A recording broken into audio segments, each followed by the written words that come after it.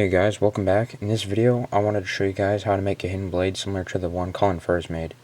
He did a very vague explanation on how I made his, so I'll do a more in-depth one looking at around 4 to 5 parts on it. I'll go through some of the times I failed on making an effective part, so you can learn from some of my mistakes, such as the knife in the beginning. And of course, at the end of the series, I'll have a testing video. Hope you guys enjoy.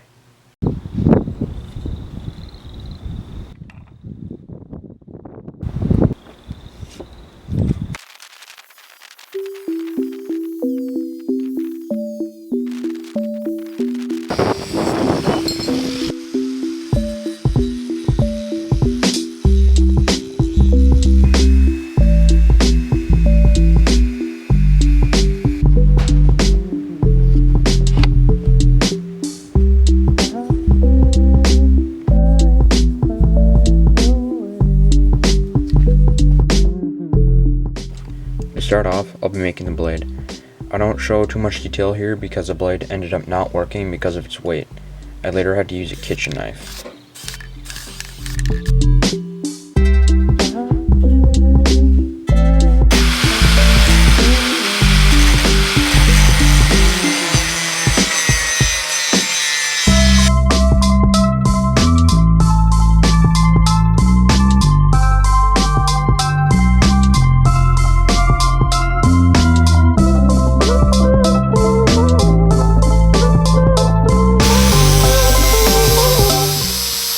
Here's what the blade looks like so far after about 45 minutes of grinding with the angle grinder with a grinding disc on it, and so far I think it looks pretty good.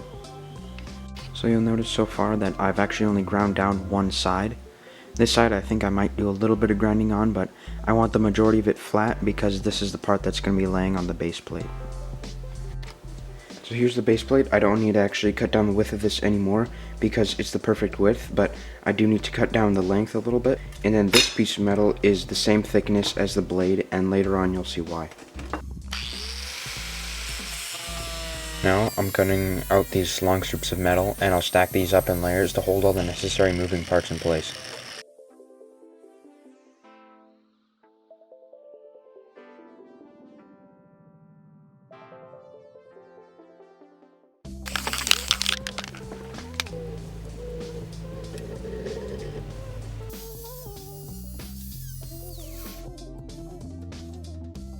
Be careful around the metal that was cut using the angle grinder because it's still hot.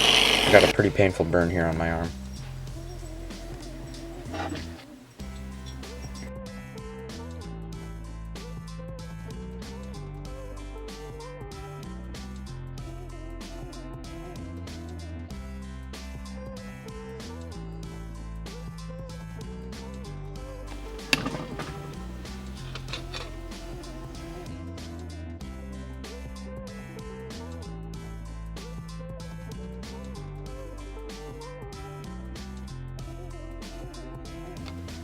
So the reason why I cut these pieces are because they're very thin, and because these pieces aren't as thick as the blade here.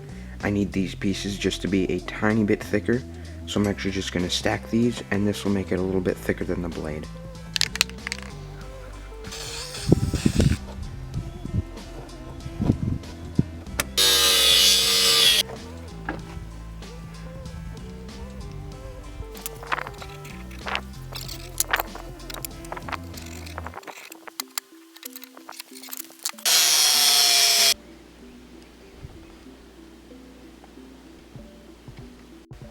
So here's what I have so far. I have the blade, the base plate, and then I'll stack up all the layers. So here's the layer just to hold this piece because it's not thick enough to go above the blade. That holds it up a little bit.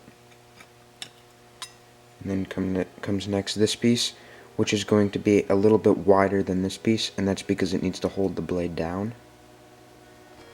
And then comes the final piece, this little piece here, which is not as wide as the piece below it, and that means it'll give enough room for the track to slide on, like this. Now, I'm going to drill and tap some holes to hold the layers together.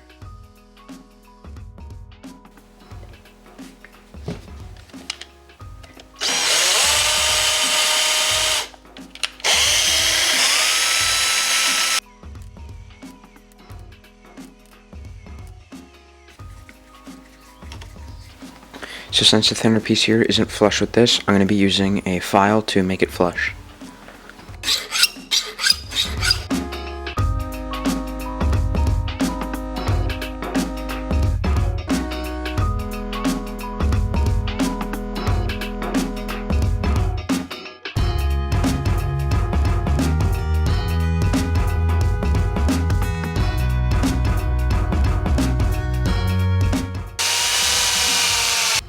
So here's what I have so far. These pieces are all the layers bolted together, all the 4 layers, and they'll kind of mirror each other like this. And so as you can see, this plate holds down the blade so it can slide through like that. And right now these aren't attached, so the next step is to mount them to the base plate.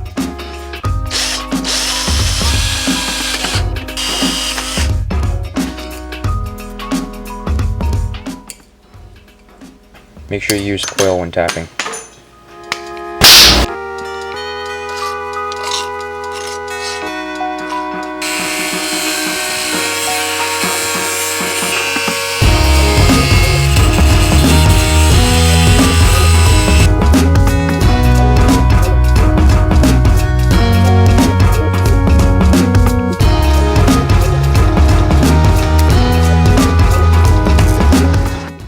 So here's where I am at the moment. I drill a hole through this little steel block here, and this pin, a nail, can fit all the way through it. I've also drilled a hole through the bottom of the base plate. So the way this works is the pin goes through the bottom, and then the little steel block fits on the pin, and this can rotate. Another thing I've done is I've rounded off the square corners on this side. The reason I did this is so that it rotates much more smoothly and won't get caught on anything. Something you want to make sure that you do when you drill this hole is to make sure you drill it with a drill press.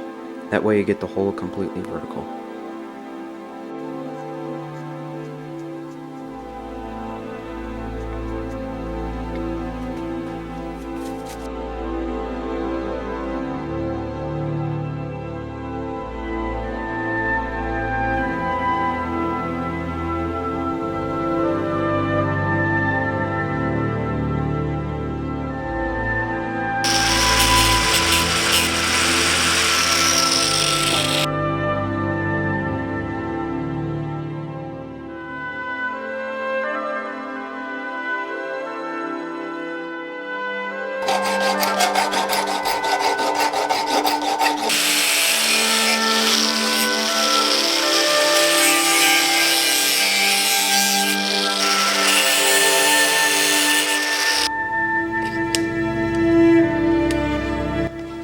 So I have 2 locks on either ends now.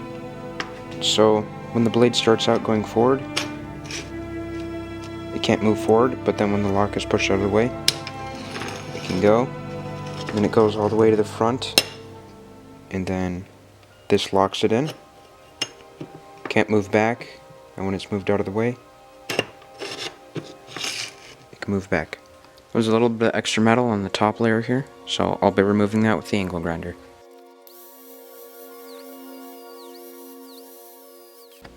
So now it's time to make the slide, and that's going to be the part that's going to be running along right here.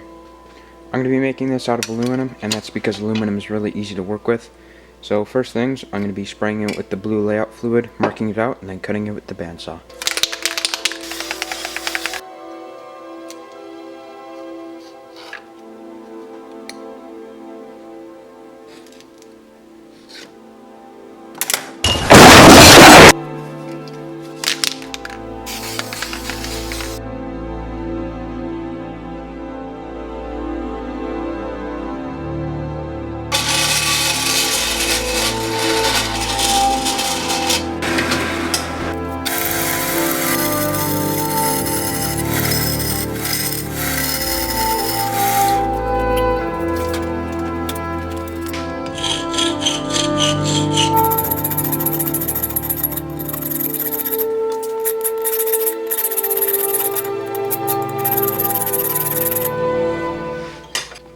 So what I've done here with the aluminum slide is I've kind of cut a little wedge, so when I pull this back, it wedges the lock unlocked.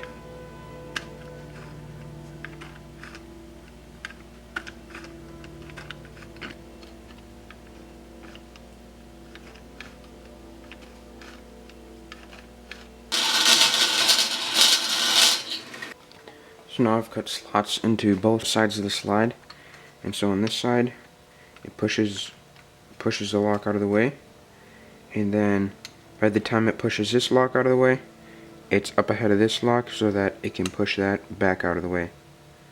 And when it comes back, same thing. It also helps if you grease up the slide so that the locking mechanism slides a bit easier. Unlike the crossbow project, this project is actually going to be finished, so make sure you subscribe for that. See you in part 2.